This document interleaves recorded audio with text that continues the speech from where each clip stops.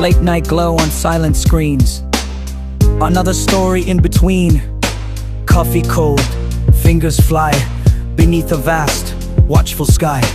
Magandang gabi, Pilipinas. I'm Sylvania Bustros. Tonight, we begin with the stories shaping our nation, from the president's latest statements to the weather systems forming beyond our eastern seas. And I'm Lydia De La Cruz. We'll also look at rising prices, community safety programs, and the challenges facing our kababayans abroad. President Marcos Jr. marked International Women's Day with a message honoring the strength and leadership of Filipinas. He emphasized expanding opportunities and strengthening protections for women across the country. The palace also confirmed preparations for the president's working visit to the United States, where discussions on security and economic cooperation are expected. PAGASA is monitoring a low-pressure area located more than 1,600 kilometers east of Mindanao. While it remains outside the Philippine area of responsibility, forecasters say it could influence weather patterns later.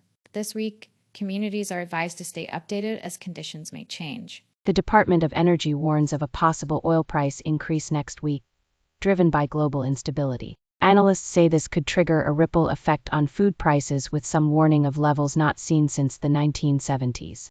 Authorities intercepted more than 100 million pesos worth of Shabu at the port of Clark. The illegal drugs were concealed inside imported countertops. The government may require an additional 7 billion pesos for OFW repatriation should the Middle East conflict escalate. Officials assure families that contingency plans are in place. In Palawan, local officials launched the Protectono Fire 99 program, a community-based initiative aimed at strengthening fire preparedness for families. Filipina tennis star Alex Ila exited the BNP Paribas Open doubles draw earlier today. Despite the loss, analysts say her performance continues to show strong growth. Magandang gabi, Sylvania. Lydia. I'm here in Quezon City, where residents are preparing for scheduled power interruptions. In the next segment, we'll hear from families and small business owners about how they're coping. When we return, Jenny Perez takes us inside the communities bracing for outages. Stay with us.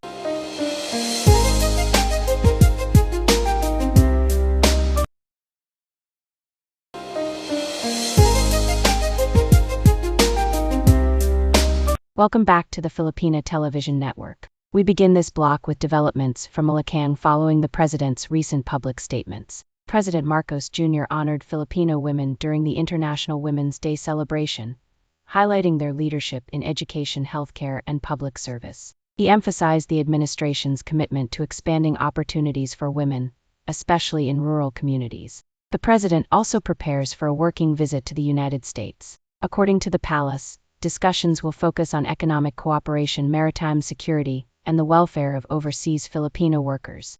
Malacanang assures the public that the government is closely monitoring the escalating conflict in the Middle East. Officials say they are prepared to activate contingency plans should the situation worsen.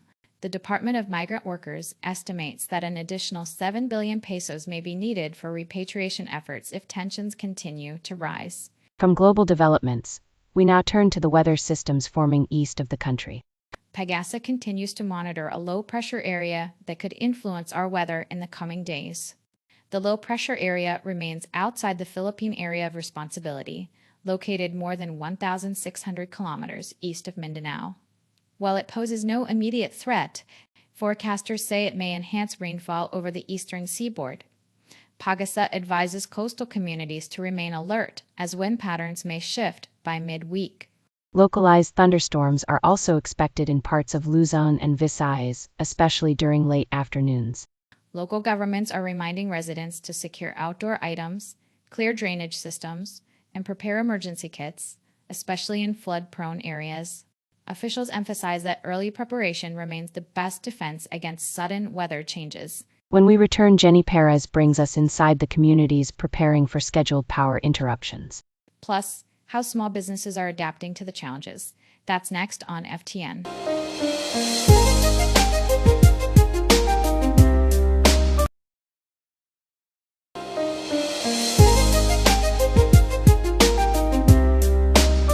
Welcome back to FTN. Tonight, communities in Quezon City are preparing for scheduled power interruptions that could last several hours. For many families and small businesses, these outages bring real challenges. Our Jenny Perez is on the ground to speak with residents. Magandang gabi, Silvania. I'm here along Visayas Avenue where residents are preparing for tonight's scheduled power interruption. Many tell us they've adjusted their routines, but for others, the impact is much heavier. For parents like ailing Teresa, the challenge is keeping the household running. For small business owners, the outages can mean lost income. According to Meralco, the scheduled interruptions are part of ongoing maintenance work to stabilize the grid. Engineers say these upgrades will help prevent larger outages in the future. Residents here say they're hopeful the maintenance work will lead to more stable power in the coming months. For now, they're doing what Filipinos do best: adjusting, supporting each other, and staying resilient. Maraming salamat, Jenny. Your report reminds us of the strength of our communities. And when we return, minusing fuel prices and what they could mean for Filipino families. Plus, an in-depth look at the food price outlook. Stay with us.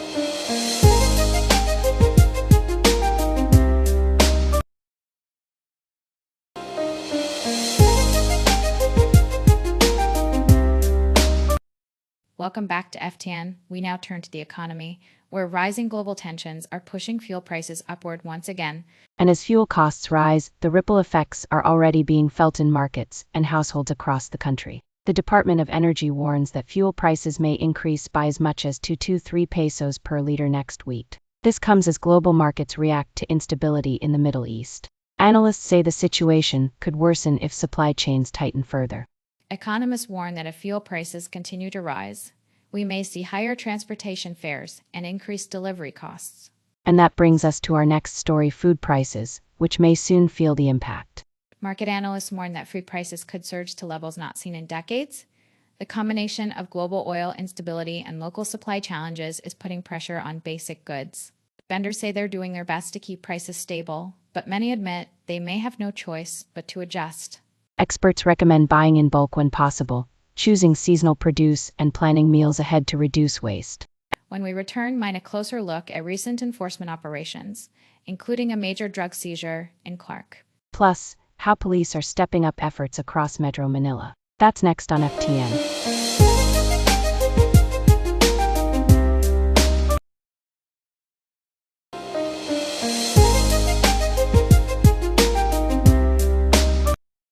Welcome back to FTN. We now turn to a major enforcement operation that unfolded at the port of Clark. Authorities intercepted more than 100 million pesos worth of illegal drugs concealed inside imported countertops. The Bureau of Customs reports that over 17,000 grams of Shabu were discovered during a routine inspection. The shipment, declared as kitchen fixtures, arrived from an international supplier. Officials say the concealment method was sophisticated, but advanced scanning technology helped detect the illegal cargo.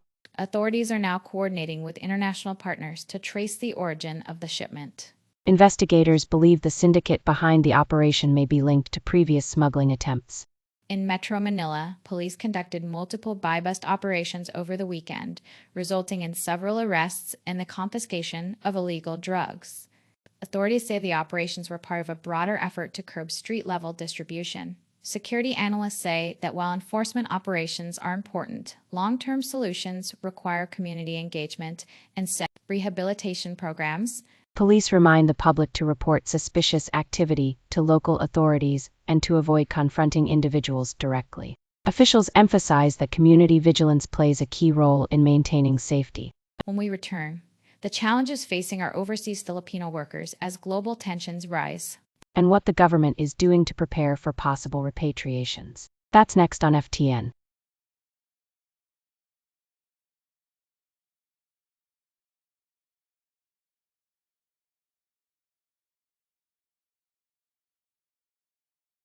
Welcome back to FTN. We now turn to developments overseas that could affect thousands of Filipino families. The conflict in the Middle East continues to escalate, and the Philippine government is preparing for possible repatriation efforts. The Department of Migrant Workers says the government may need an additional 7 billion pesos to support repatriation should the situation worsen. Officials assure families that contingency plans are ready. Embassies in affected regions are coordinating with local authorities to ensure the safety of Filipino workers.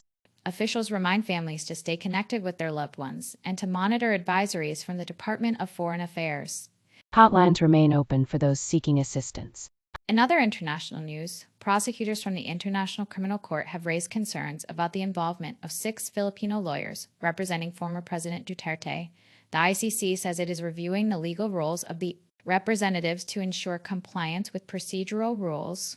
For many families, these developments add to the uncertainty they already face. Community groups are calling for clear communication and support for affected OFWs. As global events continue to unfold, FTN remains committed to bringing you clear, compassionate reporting. And to all our kababayans abroad, you are never forgotten. The Filipino spirit reaches across oceans. Maraming salamat Pilipinas. I'm Sylvania Bustros.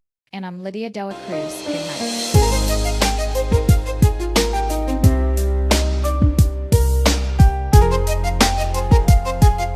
Late night glow on silent screens.